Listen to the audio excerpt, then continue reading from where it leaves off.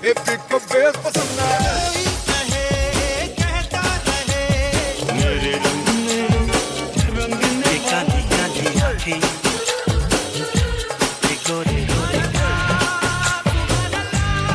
everybody, you're listening to the Khandaan podcast by the You Podcast team, a bi-weekly podcast revisiting the movies of Amir Khan, Salman Khan and Shahrukh Khan. Every show we pick a random year from 3 decades of collectively 300 films the Khans have done and let our listeners vote which movie we should talk about.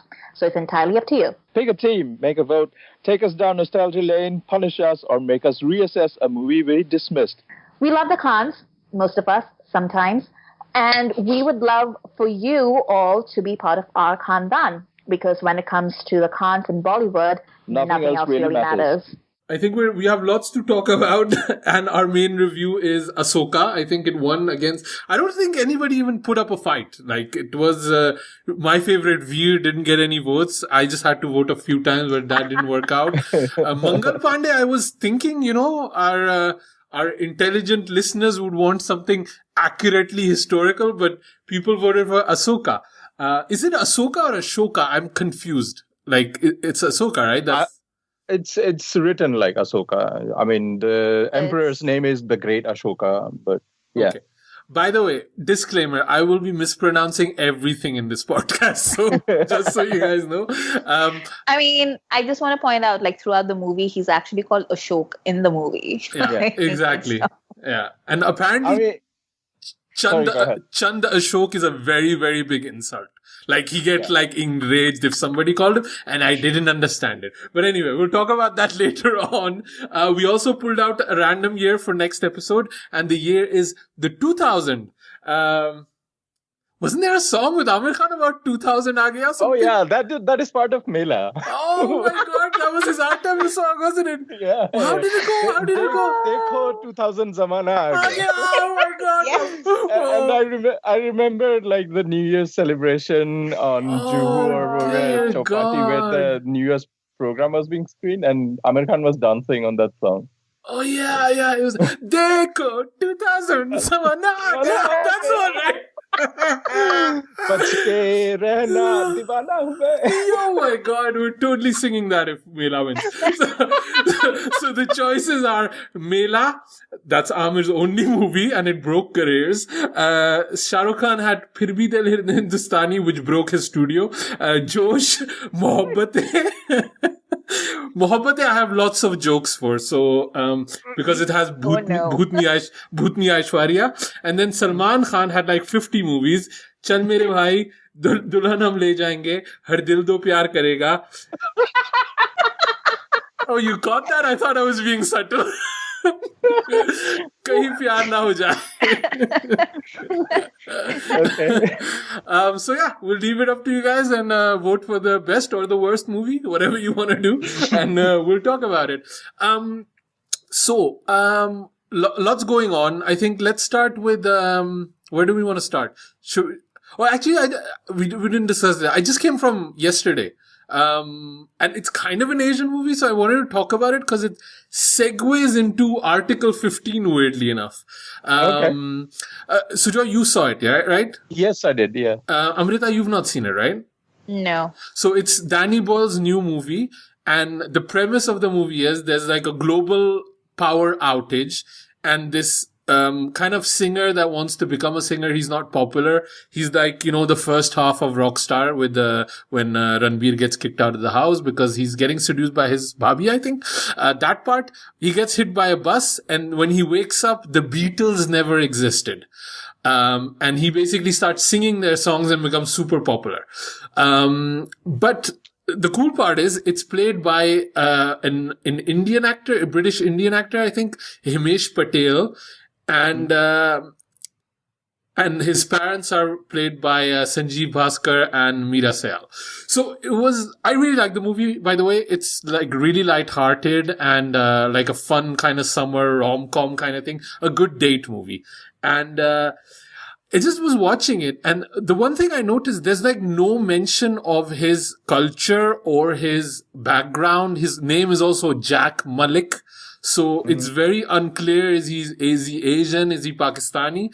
and he becomes this global superstar, and there's no mention ever that there's never been a global, British Asian superstar. Like, it would just happen. Also, this Zayn Malik would like to interject here. Thank you very much. Is he though? Is he like the level they were like saying is like 10 Zayn Malik? But I mean, I'm old. I don't know. I don't even know Zayn Malik. But here's my thoughts on that though. Like, because he switches to this place where the Beatles never exist, and he finds out, spoiler alert, Coke isn't there. He also finds out Harry Potter never existed. So he might have switched to an alternate universe where it's not really a big deal for Asians to become a big global superstar. When you say there's no Coke, do you mean like cocaine or Coca-Cola? No, Coca-Cola.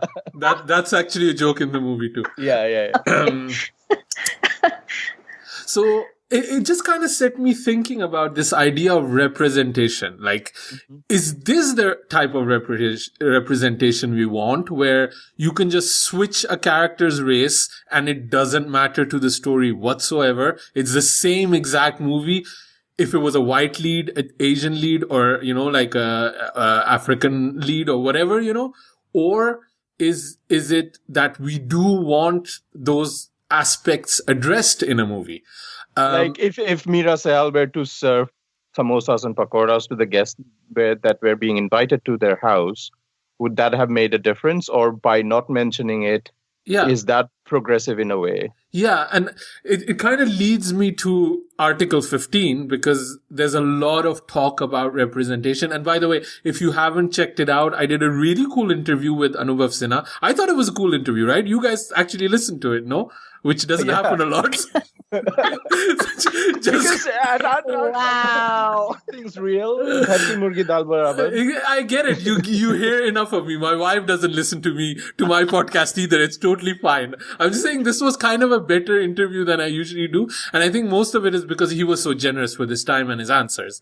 And I mean, he was very frank, and you actually, like, you went to a place where I think like a lot of interviewers don't go. I said this to you also, where you have this gift of saying like the absolute truth as you see it and as you experience it, but in like a very like nice, polite fanboy kind of way that it's kind of hard for them to be offended by like the fact that you're asking some like really like pointed questions about how this movie is playing and like who the audience is and the weaknesses of the film and like the intent behind it and the processes behind it. So I thought it was like really interesting. I was like really interesting to hear him talk about like some of the most sensitive things that have been plaguing Bollywood in recent years. Like he was talking about like people getting assaulted on sets. He was talking about, like about Muslims in film. And he was talking about like quite a variety of things, actually. Yeah.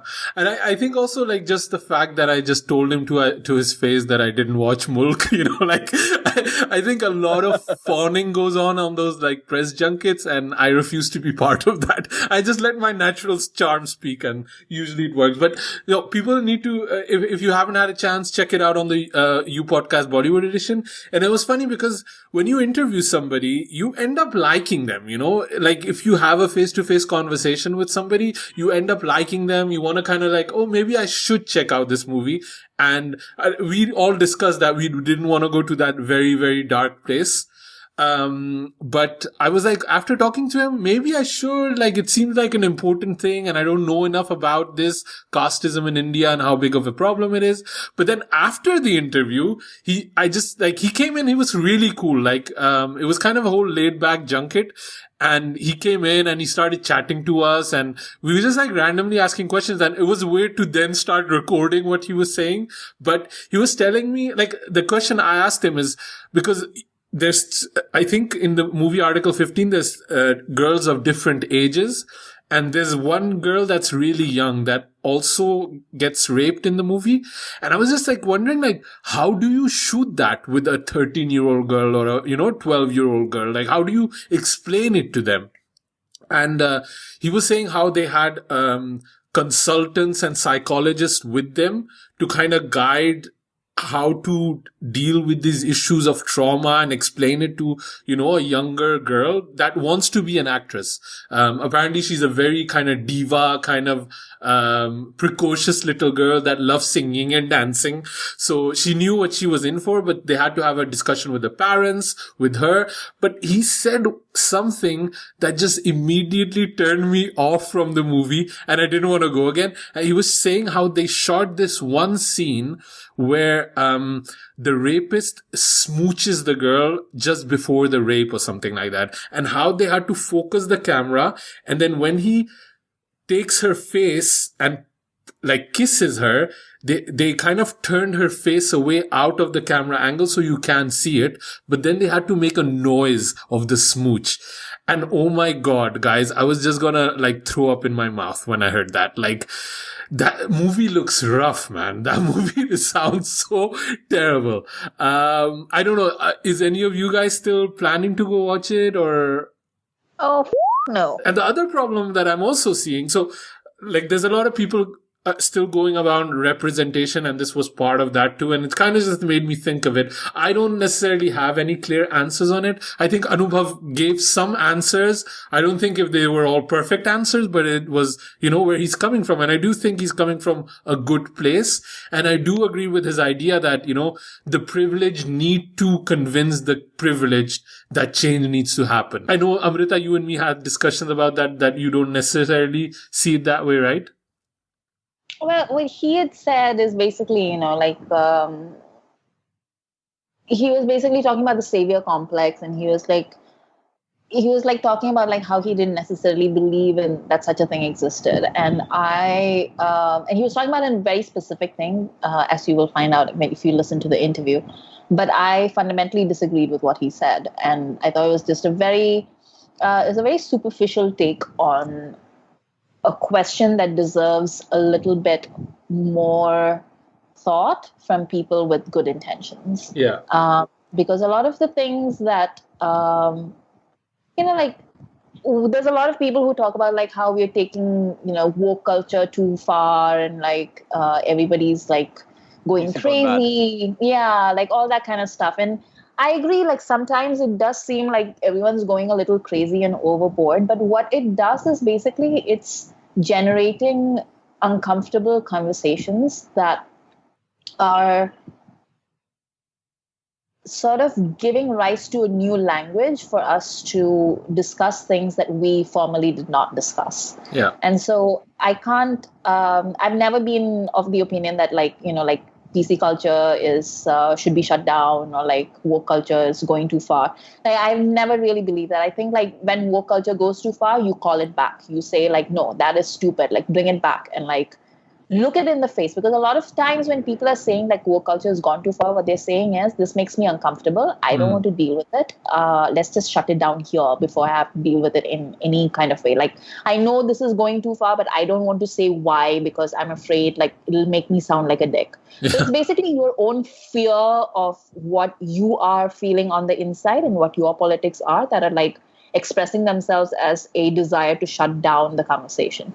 And I don't think that's the right way to go. Like growth is an uncomfortable process. Growth is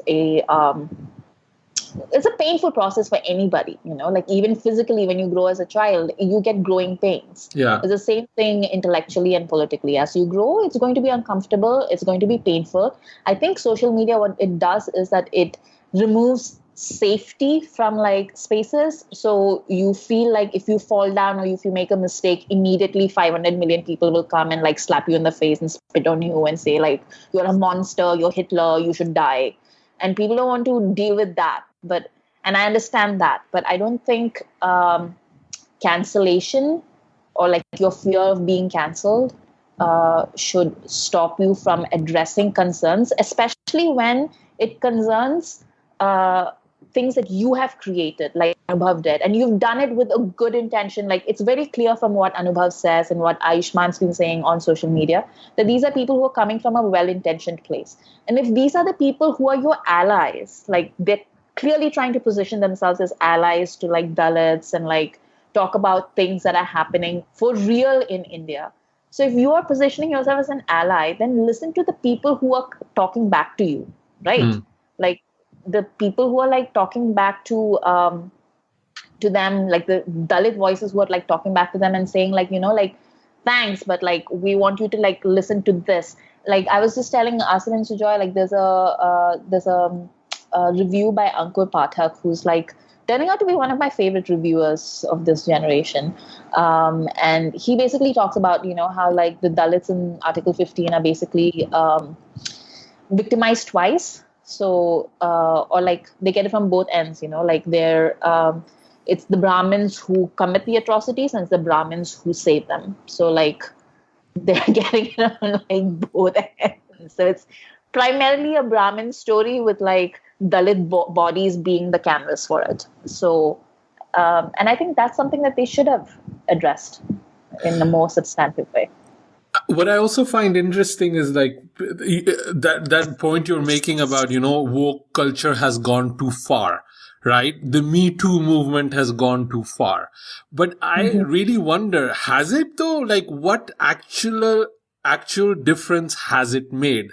Which, leads me to the next point of Kabir Singh, which is a massive, massive hit at the moment. I think it's going to beat Uri, right? Every reviewer, garbage in, garbage out. Yeah, every reviewer that I probably respect has brought up the point of how misogynistic this movie is, how terrible this person is.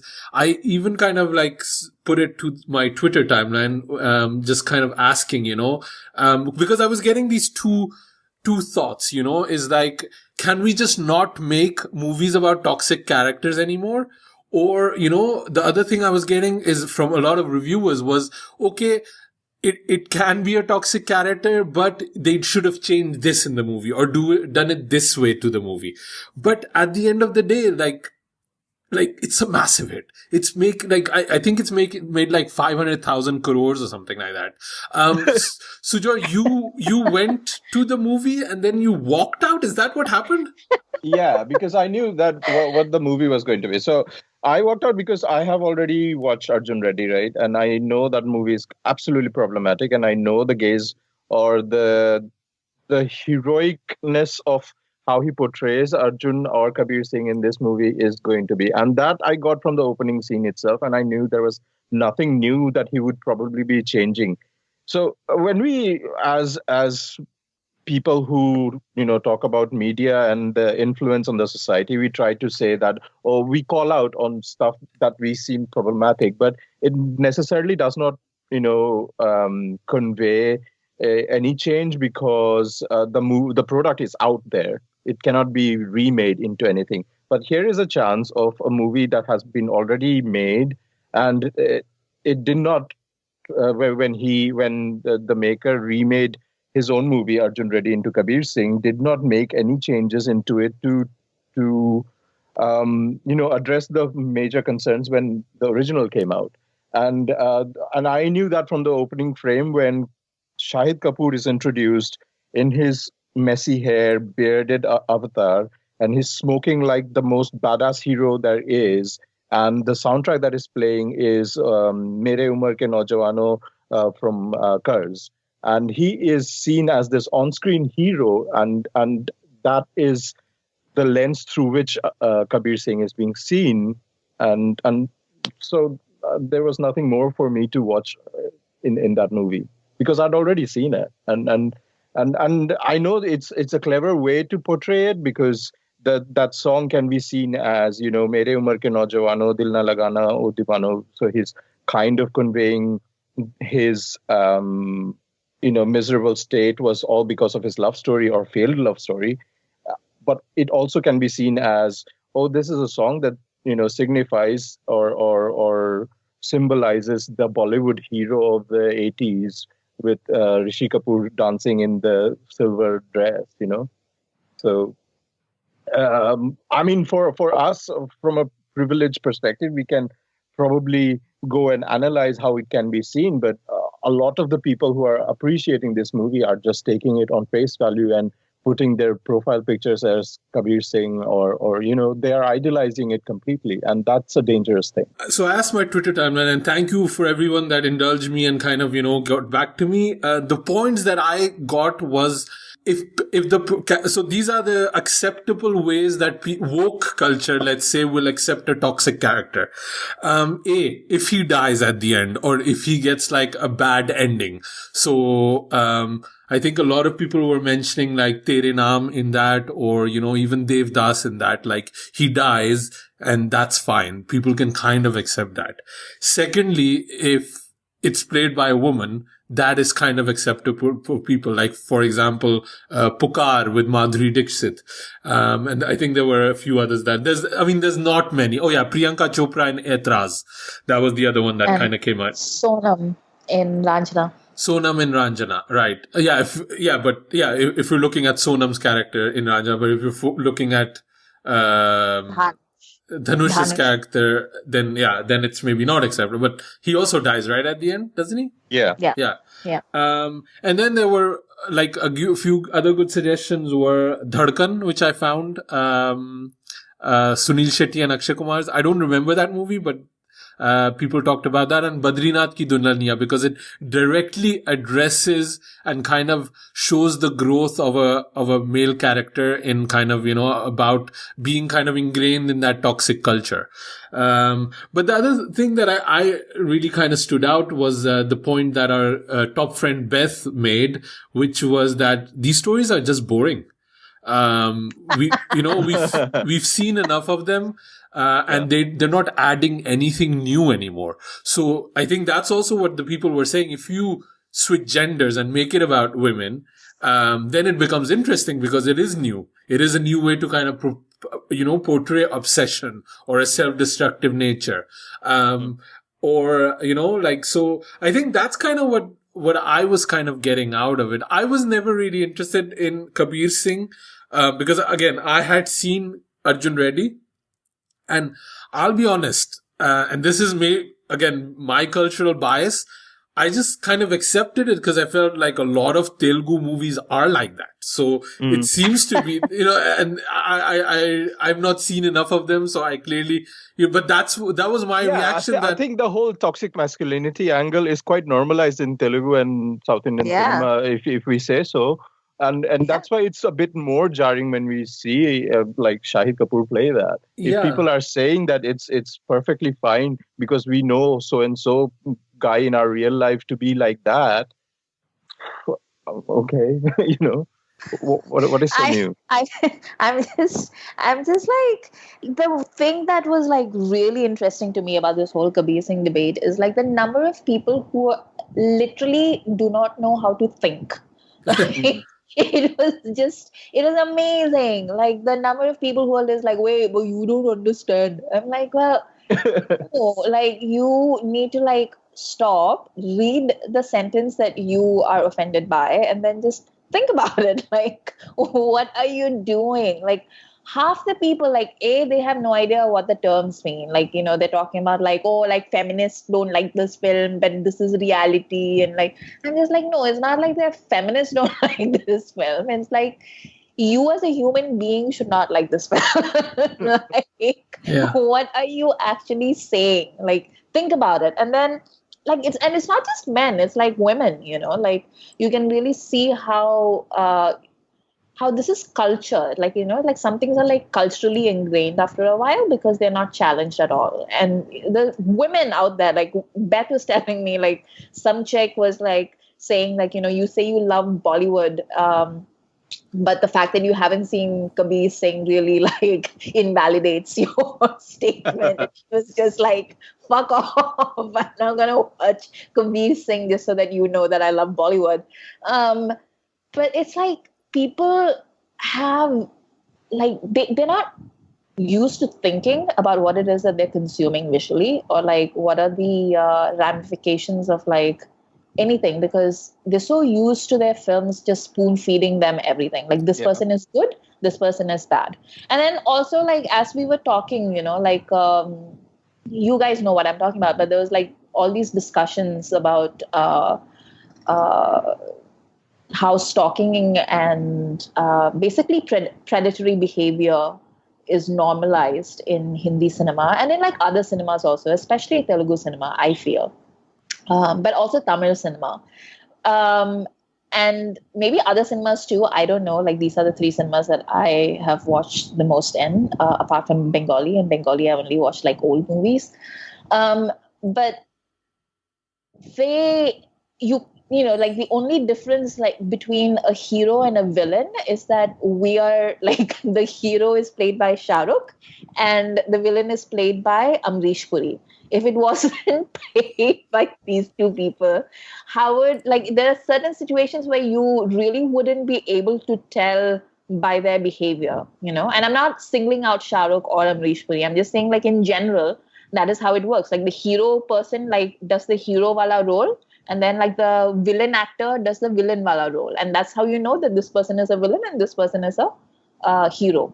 But otherwise, like, you watch some of these movies and the guy is like, kidnapping the girl, drugging the girl, taking her like home, threatening her with rape and all that kind of stuff. And you're like, hi, it's okay because like, like it's Bhai who's done it, or like it's Amir who's like Amir had that whole scene in like Dil. Like, I don't know if you guys remember, like, like, oh yeah.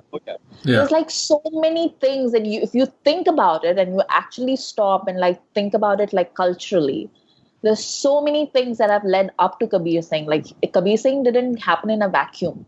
It led up to this. So this is a comment I got, which kind of like summarizes a lot what a point people are making. This was by Dinesh. I'm not going to give the full name. Don't understand why all these reviewers fail to see it as a movie character and not some effort to set a perfect moral compass for the society to follow. It's like calling out Joker for glorifying a psychopathic mass murderer. And like, I don't even know where to start with this comment because it's just people living in their echo chambers where they converse with people who are, who have, I don't know, privileged backgrounds, but they don't see the bigger picture of people, young people harassing women, throwing acid on women because they didn't reply them back or didn't give them any. So these people are watching these movies and finding some sort of a validation that, being an alpha male is the only way to, But even his point, like Joker is a psychotic mass murderer. We're just calling him what he is, right? So Kabir Singh is a toxic person. Like, that's all people are saying. Like the thing that people complain about is that Kabir Singh wins at the end. So imagine all of Batman comics, Joker is winning and Batman is the loser. Very simple to understand, people. It's kind of like real life, and Boris Johnson is almost becoming the PM of this country. Yeah. And like, we're not winning. Woke culture is not winning. Me Too is not winning, right? The only thing we can do is bring up the point, like, look at who won in India. Look at who's the president in America. Look who we're going to get. We're not winning. We're definitely not in power here. So, like, that comment is basically what I mean when I say, like, people, like, this movie has just shown me, like, how many people just cannot think. Like, it's just, they're like, oh, Heath Ledger. Everybody loves Heath Ledger. Everybody loves the Joker. Joker is a good guy. Like, you can see the progression of, like, idiocy, like, just going one by one. Yeah. And I even saw people comment like, oh, this movie is pissing off feminists, so I'm definitely gonna book my ticket. It's like, feminists ne tumhara kya ukhada hai? Like, what are they making you do? It's beyond me. I don't understand. I don't understand you people anymore.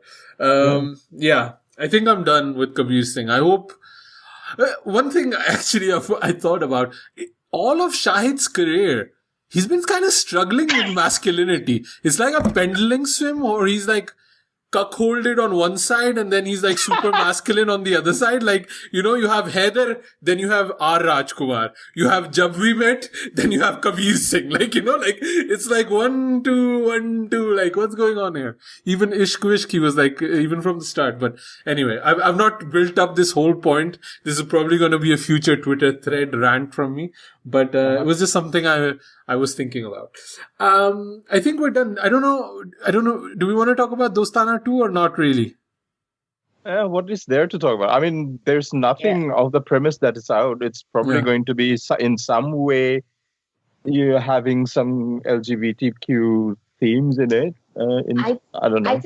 I just don't know like why this movie is being made. Like, why is this a good idea? And also like Karan Johar के पास बहुत पैसा है जो वो balcony से फेंक नहीं सकता. So he's making movies. And like this movies, I can tell you right now, like लिख के ले लो, like you know, like this movie is gonna get dragged on Twitter. Like whenever it comes out, it is going to get dragged to hell and back. And I also enjoy the fact that unless the director comes out as gay, you know. Who's the director? They don't need like one, an assistant right? with Dharma. It's like the Kalang. They brought back the Kalang puppet. Hello, I'm here to direct the movie. Also, like I enjoy that like Kartik Aaryan is like now the go-to boy for like all the boy roles. It's like here is a thankless role that everyone will hate you for. Take it. And he's like, yes, I will take it. Can I also like already predict one news item that will be written in Pink Villa or whatever is that Sara Ali Khan said that Kartik is hot, but Janvi is the one dating him now or something like that, you know? Yeah. Competition. Janvi and Sara Ali Khan will be reignited by Kartik Aaryan. I thought he was dating that child, Chunky Pandey's daughter. Ah, okay. I don't know. She's literally a child. I was just like, Naya Panda. Naya Panda. Yes, Naya Panda. Kartik Aaryan and Naya Panda. Yeah, I think we'll talk about this more when this comes out. But yeah, it's. I don't even know what I feel about Dostana now at the moment. So and the way Dharma has taken this right-wing conservative swing lately, I don't have much hope for them. Shall we move on to our main review? Yes. Great. So Asoka came out in 2001. It was directed by Santosh Sivan. Shivan. Okay. It was voiceovered by Suresh Oberoi. And it was also like, I'd forgotten this, but this was like a massively big release, or they tried to make it a massively big release, right? I think this was from Shahrukh's production company, not Red Chillies, the one before. It was with Jui Chawla, Aziz Mirza, I think, and him. And I think this was the first movie that they made, or was it Chalte Chalte that they first made? No, this was before Chalte Chalte. This is Dreams Unlimited. I think, I think it was one of their first releases. Yeah. And, I mean, I was quite excited to rewatch this movie when it won the poll, to be honest. Mm-hmm. And, within 20 minutes of watching the movie, I didn't remember why I was excited to watch this movie. Yeah, like, Sujoy, man, did Asoka hold up for you? No, not at all. Like, I remember watching it at the movies at the cinema, and it was a visual treat, and all the songs are so great. And the soundtrack was such a big thing when it was, in 2001. But it's like, I saw the runtime and it's 2 hours 48 or something. And it's just like, it just felt like, oh, I have to endure this. It doesn't hold up at all. Like visually it's beautiful, but no. Yeah, there's like literally no good reason why this movie is 3 hours long. Yeah, I know what the movie needs, and the movie needs a proper director. Like it has like Santosh Sivan can frame his scenes beautifully and all of that, but the set pieces and the scene transitions from one to another, it just falls apart completely. Like he's done smaller scale movies before this. He's done Halo, I think, which was about the lost dog.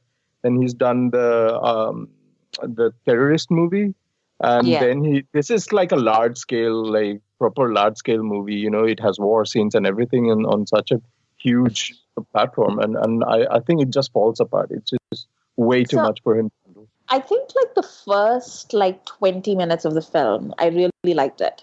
Like the opening sequence, like I'd forgotten that opening sequence with like the the grandfather saying like the sword is a demon, and then like it kills those little baby birds. The He-Man sword. Yeah, the He-Man sword, man. I remember, like I was watching it and then I was remembering what it was like to watch it for the first time. And I remember like the first time I saw it, I was super like that first sequence where like that whole thing with the little kid happens. I remember getting like super excited because I was like, wait, are they going to really swing for the fences here? Are they really going to do that?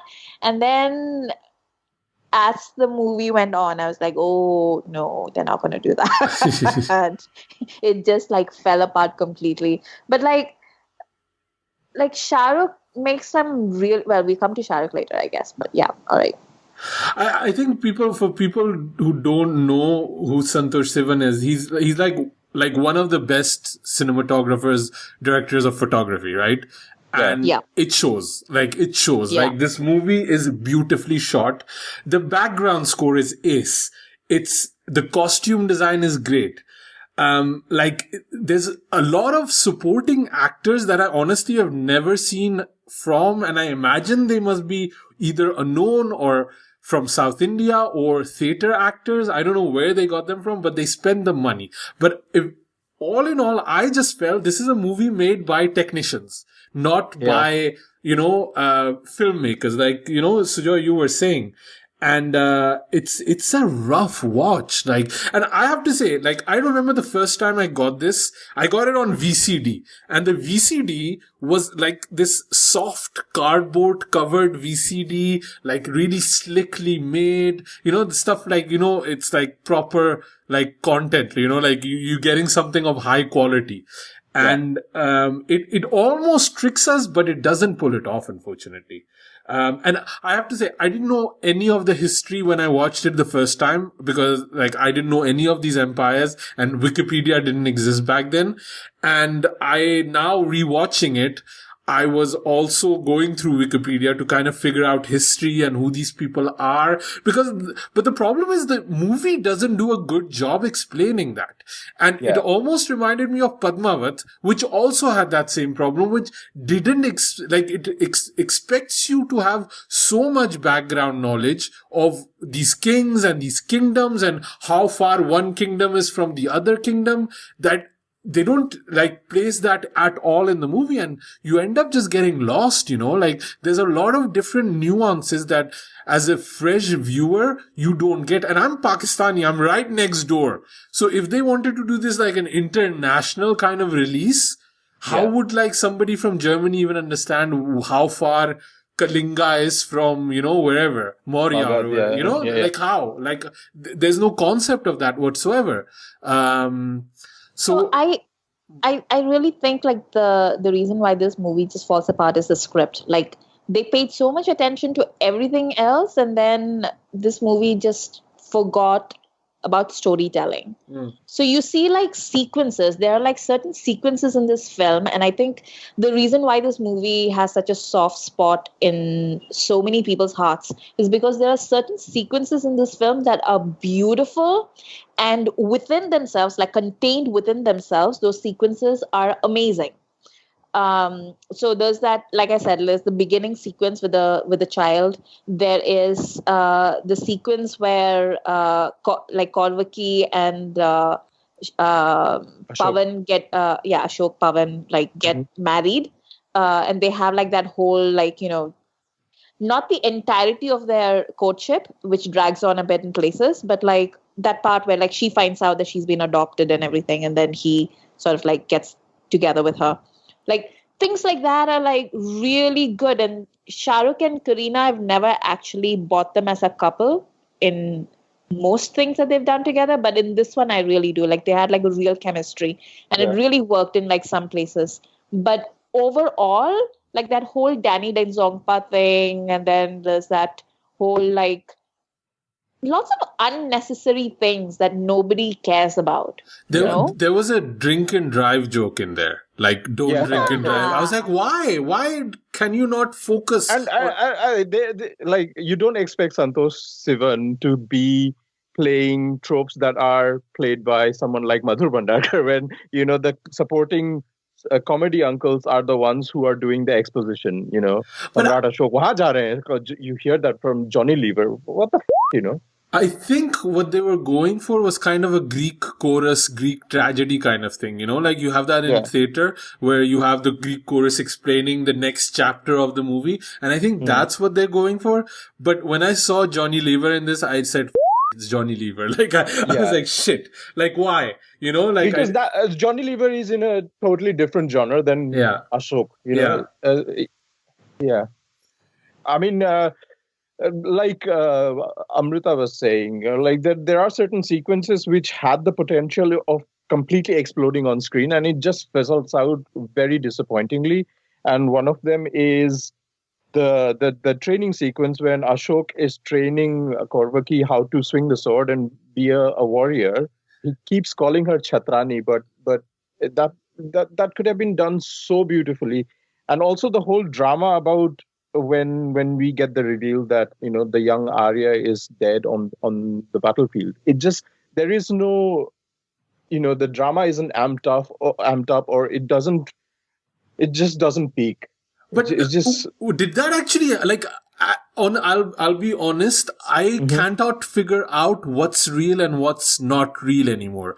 Did Korvaki actually survive and Arya was on that battlefield? Like, is that actually what happened, or did he just dream it in like a feverish dream? And sorry, listeners, was kind of skipping to the end of the movie, but it's something I just didn't even understand at that point. No, that definitely happened on his battlefield, and that's how he realizes that he's been on this bloodlust for so long, and realizes that what he has won is a lot of dead bodies rather than kingdoms or whatever he set off to win. Yeah, even that's the turning point. Yeah, even that character growth for him just came out of nowhere. Like, I didn't understand that whatsoever. I mean, it's there. Like, he lost Korvaki. He saw that Korvaki was dead. He believed it because Korvaki's Bhim, played by Rahul Dev, says that they are dead. And so he goes back thinking, but then he finds her again. Lost. Like, he finds her again. And like, no, he finds her only at the battlefield. Yeah, but like, what are they gonna do? Like, they're gonna be together, right? Like, and I think even in but then he finds Arya is dead, so that's why he's gonna. Yeah, but he didn't kill her. Like, it's like the second half of this movie, because he goes back to his kingdom and he starts becoming a warrior again, thinking that Arya and Korvaki died. He becomes like this bloodthirsty king or kind of conqueror. And then Kareena and Arya, they're just like roaming the country trying to find him. But I was like, how long have they been looking? This child is not growing. Shahrukh's hair is growing, and like, he's conquering these worlds that are like super far from each other. Like, what's going on? Why are they not just going back to Kaling? Like, and why does he not just check with Kaling? Like, hey, did your king arrive? Like, like all of these, he knew that he was the prince, but they didn't know that he was Ashok.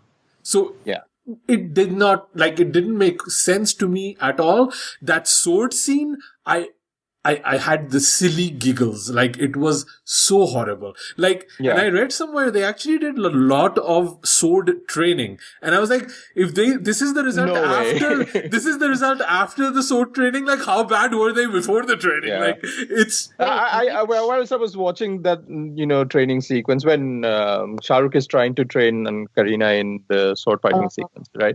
I just had this thought that, in Bahubali 2, when Mahendra Bahubali and what's the woman's name? Anushka. Anushka's character. And he teaches her to fire the arrows, like 3 arrows at once, and that comes across as such a a sexy ballet, almost like a dance, and it's choreographed so well. And just the contrast with how Asoka was implemented is just like Zameen Asman ka fark. And just the thought of if Ashoka was remade or made in the first place by somebody like Rajamouli. So I was actually thinking the same thing, like that scene. So there were two things two other movies that I was thinking of. Like one was like in that scene, I was thinking the same thing as you, like about Bahubali. Mm-hmm. And I think the difference between those two scenes is the amount of time that Bahubali took versus like Ashoka. Because like if I remember correctly, like Rajamouli's been making Bahubali for like a solid like 3 or 4 years, like it took him that amount of time to like plan it out, choreograph it, shoot it and everything.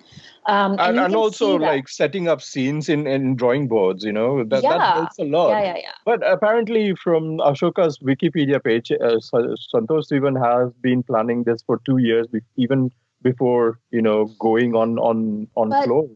But like there's a difference between like how much like a director can plan and how much like the act, because you also need the actor to come in and like rehearse and like do stuff, right?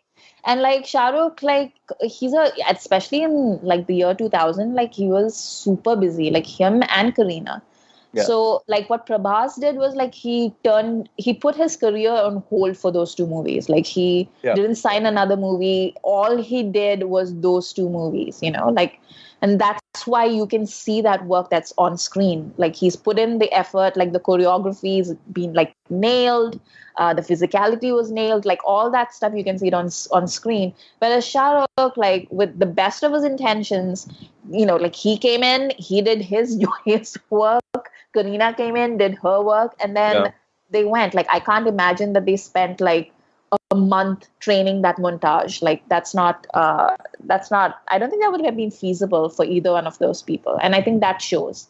And then the other thing that I thought was like during the war sequence, even though it was probably made on like a much smaller budget than Padmavat, I thought it was like a much better sequence of like battle sequence than Padmavat, because like for one thing you could see on screen like what was happening. Like Padmavat had that weird like filter on.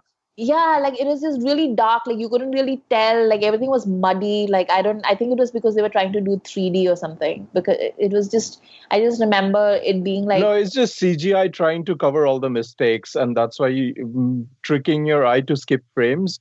And here it's all physical. It's on location, no CGI effects, and exactly. That's why. It looks so much better visually, and like you can actually, and also like there's like a real urgency to it. Like it's less of a ballet, like like I feel like in a lot of the epic battles that we've been seeing over the past 10 years especially,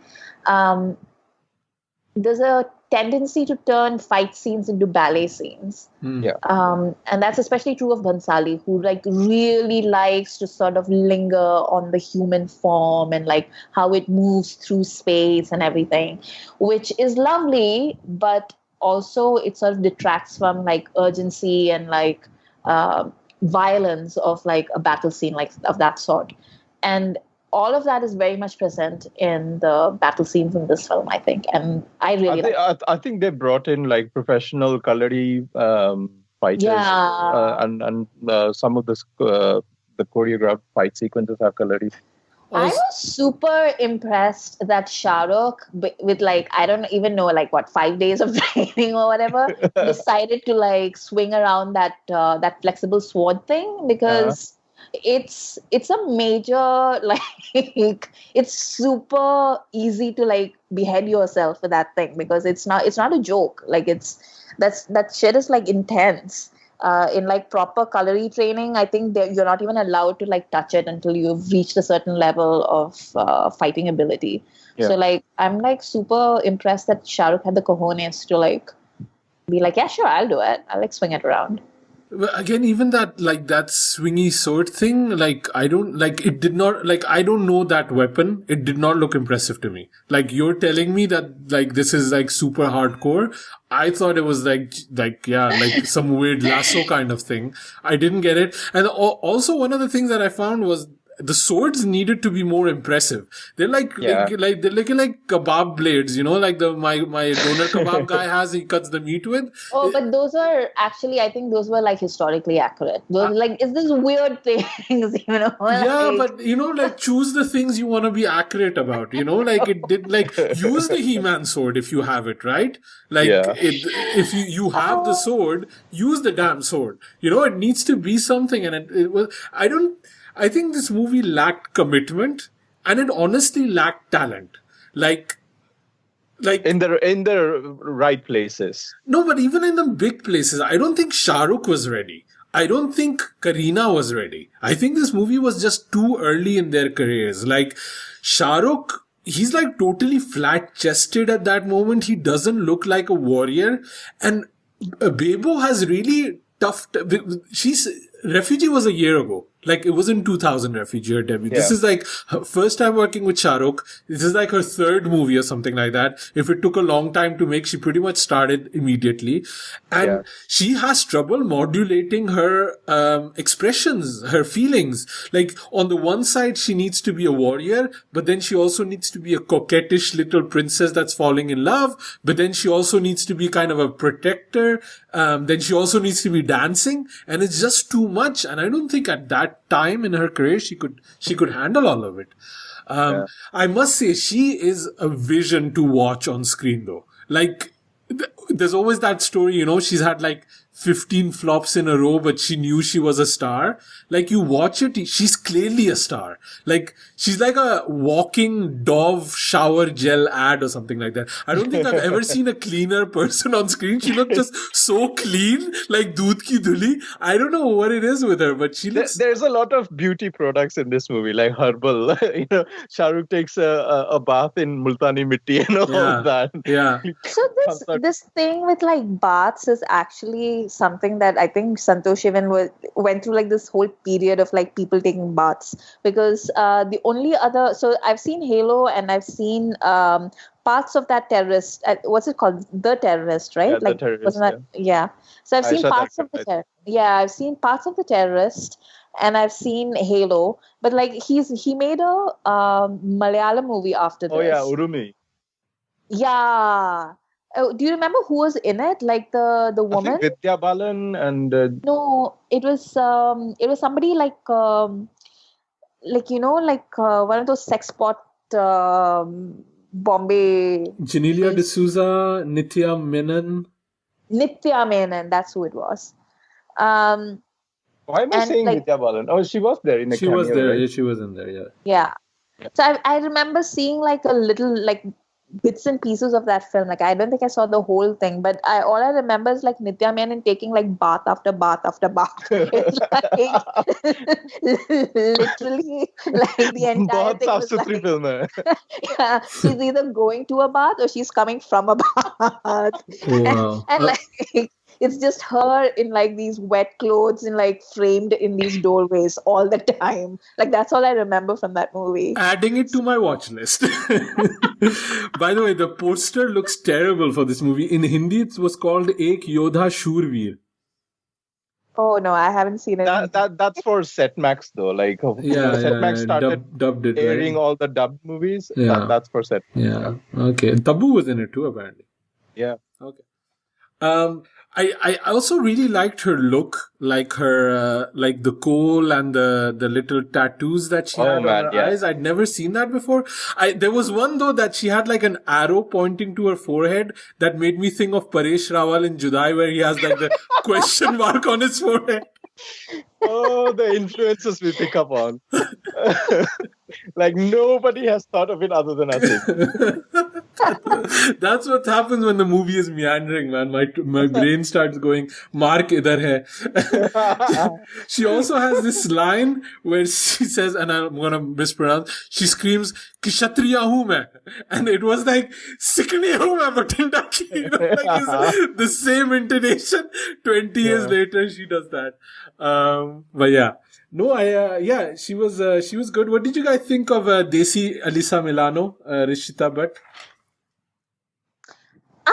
She was actually very sweet in this film, right? Yeah. Like, I like the character of Devi. She was like, I think like, so this is one of the things what I mean, like, like the script is like the worst thing in this film because the character of Devi really had the potential to be something. And I think change in Ashoka's life, right? Yeah. Because she is the one who brings the children in his life, but then, meh. And also, she's the conscious. And she's Buddhism like also, right? I imagine Buddhism came through her, but there's no mention of that. Like, when he marries her, then the father or somebody says, oh, we will never have a Buddhist bride. I didn't even know she was a Buddhist, and she's been in the movie for 25 minutes by that time. Because I didn't pick up on those little, I don't know, like, how would I know? Like, because I don't know where they are. I don't know where they found him. I think like a lot of this, what you're saying is actually correct because a lot of this film, like now that I think about it, is sort of telegraphs to like stories that we grew up reading in school and stuff. Because there's was it Sujoy, do you remember, like, was it a short story or a poem? Like, do you remember where like Ashoka goes to the gates of Kalinga and like the princess comes out with all the women? And then Ashoka and she have like this big dialogue, and he's like, I can't fight.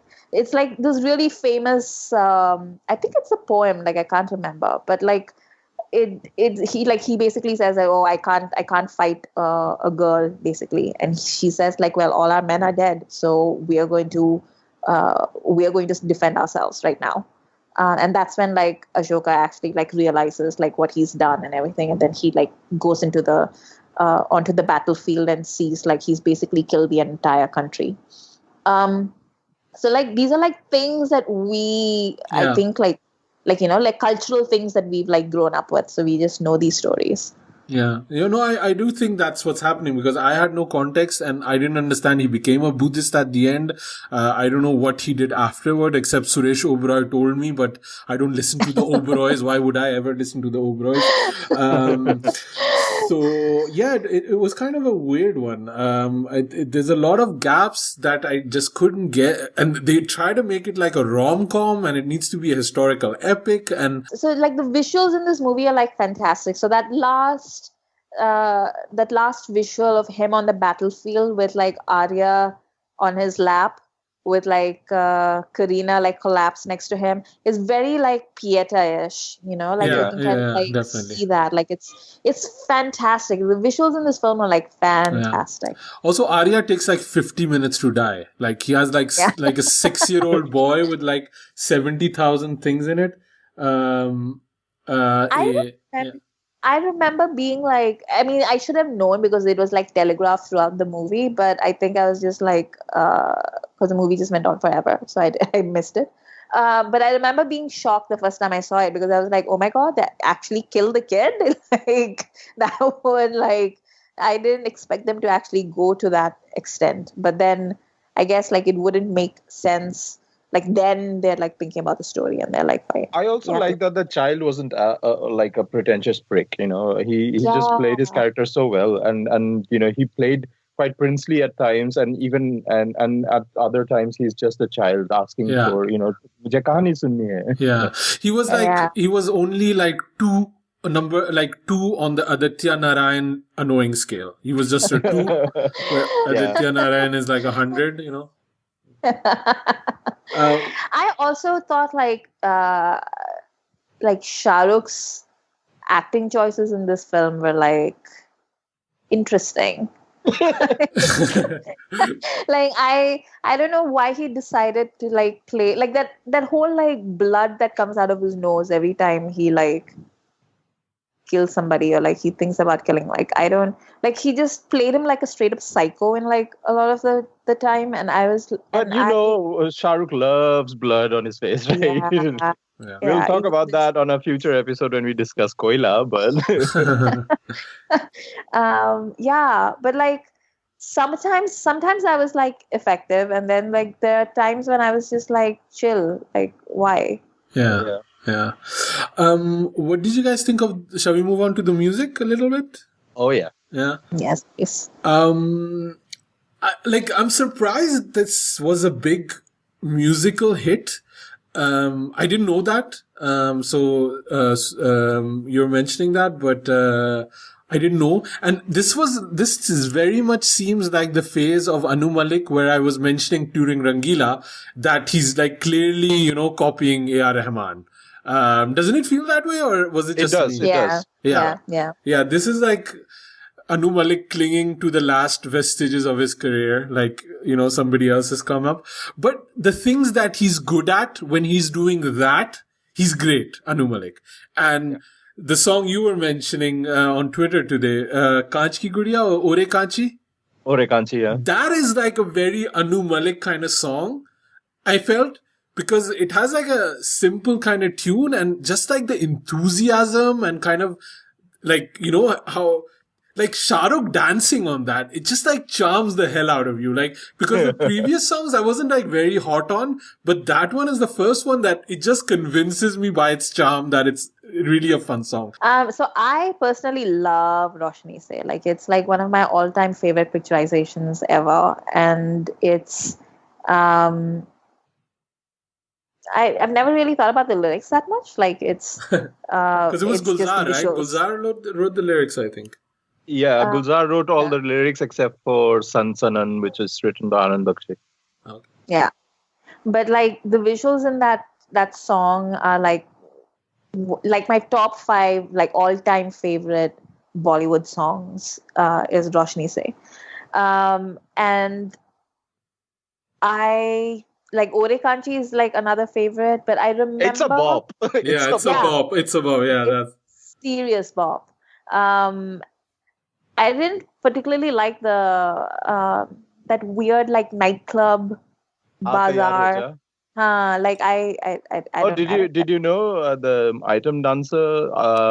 Her name is Rajlakshmi, and she's the wife of Rahul Roy from Ashiki. Wow! Really? Yeah. Wow. Also, another fact about Ashoka: the first king that dies at the hand of Ashok. The king from the south, as they call, who betrays him, and he's getting lashed, and his face gets all bloody. He is Sham Kaushal, who action director, who is the father of Vicky Kaushal. Ooh, nepotism. Oh.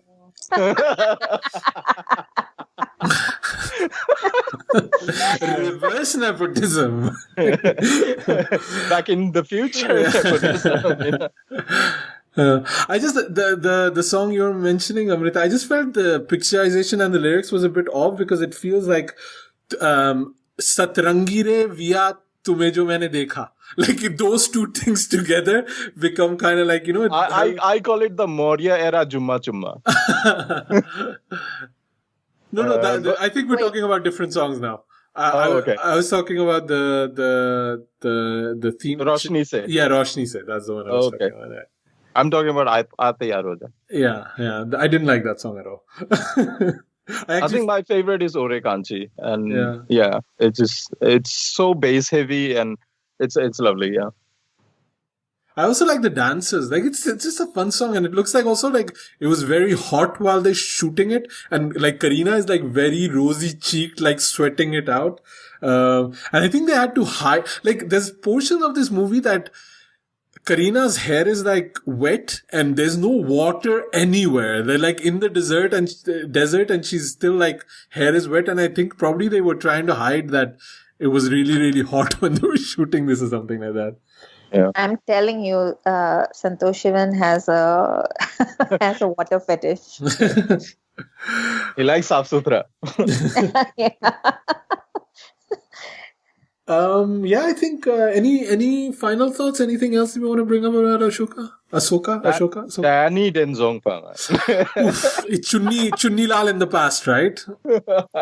Why can't people, like, why can't people just give him like a job, like a proper job, instead of like making him do things like that. Also, didn't you feel like he needed a mustache or like a beard or something like that? He was like weirdly like clean shaven. It didn't like gel well. Like, I don't know. Yeah. Everybody is so well kept, in this movie. Yeah. It's funny also because like I was watching this with my wife, my beautiful, lovely wife, and she was like constantly saying, "Is this what Bahubali was made on? Like, was Bahubali a remake of this movie?" I was like, no, it's not. But it's like, but they're running. It's like the same thing. They undress the girl in the fight. It's the same thing. And I was like, no. It's just Asoka walked so Bahubali could run, like basically. I don't know if people will get offended, but isn't that his, the brother that's his, foe? He's a very big actor, right? Like in South. Ajit, yeah. Yeah. I didn't know, I was like, he's like Debu from India High, like America. Like, it was like I did not get like this is like a super famous, talented actor. I don't know what. I would like all the South Indian listeners to know that Sujoy and I knew exactly who he was. So please direct all your emails to Asim Bernie. At Asim Bernie on Twitter. Like, he's like such a big deal. Asim, he's called Thala Ajit now. But everybody's called something in South India, like they just can't like chill with just a name, They need like super soccer space astronaut star rebel young passport, like it doesn't make sense. What I like about you, Asim, is that none of us ever have to give you a shovel. You just bring it from home with you. and an axe. My axe. Yeah, that's me, man. I like खड़े हैं तो chest फुला के खड़े हैं वरना नहीं खड़े. So yeah, I think final thoughts on Asoka, like for the people that voted for this, and honestly I was surprised like how many people love this movie. There was this first movie they watched. They have really, really fond memories. And I hope, they're not disappointed with our review or anything like that. Although a review shouldn't affect your mood. Like it shouldn't disappoint you or anything like that. But I was looking forward to rewatching this movie. But, I don't know. I just felt it needed more. It needed more, and the movie doesn't give it to us, and we're wanting more from the movie, and it just doesn't deliver, unfortunately. So Joel, I'm quite surprised how the Western press reviewed this quite favorably. Like a lot of the Guardians and of back then reviewed it brilliantly. Like, oh, it's almost at the scale of Gladiator and all of that, but it's not. Yeah, they're a bunch of chutias anyway. What do they know? I think it's the visuals. I think like the visuals just sort of take a lot of people along, and like I get that. Like cinema is it is a visual medium. So if you're watching it on the big screen, like I remember watching it on the big screen, and it really did carry you quite far. But there's also a reason why this movie flopped. It was probably trying to ride the coattails of, the success of Crouching Tiger and trying to be like an Indian version of that. And I think there were a lot of movies that came out around that era. And like Western audiences and critics were very favorable, and they got like the add a little bit of history, add a little bit of, nice visuals, a lot of green lush backgrounds, and you have a hit. But I don't think Asoka I don't think it fooled local audiences even. I don't think this was a big hit, was it? No. Yeah. It just barely broke even. Yeah. Amrita, do you think should people revisit it? Does it hold up? Not really. What final thoughts? I think the visuals are worth it. Like if you've never seen this movie, then you should watch it, because like it has some of the best visuals that you'll see out of Hindi cinema. And I was actually like quite surprised, because even though it's been like nearly 20 years, the visuals still hold up. Like the film doesn't look dated at all. It looks like it's pretty ageless in terms of its visuals. Yeah. And I think part of the reason is that it's not using CGI. So like you're not constantly like being slapped in the face by like outdated VFX, like a lot of like, it's pretty natural looking. You can actually still watch it. But in terms of like storytelling, I don't know, like I don't think it worked back then, and it definitely isn't working now. Yeah. But if you can watch it with like one finger on the fast forward button, then yes, it works. And also, like, people should just go watch Bahubali instead. I think it kind of treads that same water and does it much better, no? Yeah, just go to YouTube and watch the songs. Yeah, I think you watch the songs, go to Wikipedia, read about the king, so you have history, and then you can watch the movie. Because it's skipping a lot of things that I didn't honestly understand. I think that's it for Asoka and for this episode. For next episode, like, we pulled out the random year 2000, and we'll put the vote up. It's between Shahrukh Khan's Phir Bhi Dil Hai Hindustani, Josh, Mohabbatein, Salman Khan's Chal Mere Bhai, Dulhan Hum Le Jayenge, Har Dil Jo Pyar Karega, Kahin Pyar Na Ho Jaye, and Amir's Mela. Man, there's so many movies that I'm gonna take the piss out of if they get picked. This is gonna be a fun one, the next one. So Joy, where can people find you online? I'm on Twitter at 9e3k. And Amrita? I'm also on Twitter at AmritaIQ.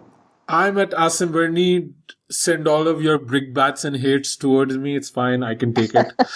You can drop in an email or like a nice voicemail or a voice note under a minute. Give your location. I think I really liked adding that to the podcast. So if you just have a phone, you want to give your thoughts about Asoka, you want to give your thoughts about us, you can send that at youpodcasting@gmail.com. Subscribe to us. Check out my Anubhav Sinha interview on the You Podcast Bollywood edition feed, which I'll probably add to the show notes or something like that. And that's it. Thanks for listening, guys.